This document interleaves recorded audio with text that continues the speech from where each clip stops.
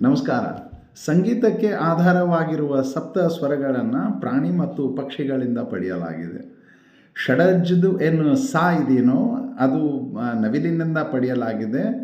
ಋಷಭದಿಂದ ಪಡೆಯಲಾಗಿದ್ದ ರ ಇದು ಆಕಳದಿಂದ ಪಡೆಯಲಾಗಿದೆ. ಗಾಂಧಾರದಿಂದ ಪಡೆಯಲಾಗಿರುವ ಗ ಅದು ಮೇಕೆಯಿಂದ ಪಡೆಯಲಾಗಿದೆ. ಮಧ್ಯಮದ್ದು ಏನು ಮ ಇದೆಯೋ ಅದು ಬಕಪಕ್ಷಿಯಿಂದ ಪಡೆಯಲಾಗಿದೆ. ಆ್ಯಂಡ್ ವಿಶೇಷವಾಗಿ ಪಂಚಮದ್ದು ಏನು ಪ ಇದೆಯೋ ಅದು ಕೋಗಿಲೆಯಿಂದ ಪಡೆಯಲಾಗಿದೆ. ದೈವತದ್ದು ಏನು ಧ ಇದೆಯೋ ಅದು ಕುದುರೆಯಿಂದ ಪಡೆಯಲಾಗಿದೆ. ಆ್ಯಂಡ್ ಆನೆಯಿಂದ ನಿಷಾದದ ನೀಯನ್ನು ಪಡೆಯಲಾಗಿದೆ.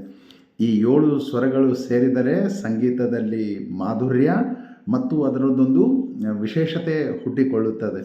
ಆ್ಯಂಡ್ ಈ ಸ್ವರಗಳನ್ನು ಆಧರಿಸಿ ಬಾಲಿವುಡ್ದು ಮ್ಯೂಸಿಕ್ ಆಗಿರ್ಬೋದು, ಸಿನಿಮಾ ಮ್ಯೂಸಿಕ್ ಆಗಿರಬಹುದು, ಜಾನಪದ ಗಾನ ಆಗಿರಬಹುದು, ಭಕ್ತಿಗೀತೆ, ಖವಾಲಿ, ಸೂಫಿ ಈ ಎಲ್ಲ ಹಾಡುಗಳನ್ನು ಸೃಷ್ಟಿಯಾಗ್ತದೆ.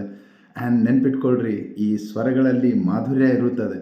ನಿಮ್ಮ ಮಾತು ಮತ್ತು ನಿಮ್ಮ ಧ್ವನಿಯಲ್ಲಿಯೂ ಮಾಧುರ್ಯವನ್ನು ಸೃಷ್ಟಿ ಮಾಡಿಕೊಳ್ರಿ ಅಂತ ಹೇಳುತ್ತಾ, ಆ್ಯಂಡ್ ಈ ಮಾಧುರ್ಯ ನಿಮ್ಮ ಬಾಂಧವ್ಯಗಳನ್ನು ಬೆಳೆಸಲಿ, ಉಳಿಸಲಿ ಅಂತ ಹೇಳುತ್ತಾ, ಜೈ ಶ್ರೀ ಕೃಷ್ಣ.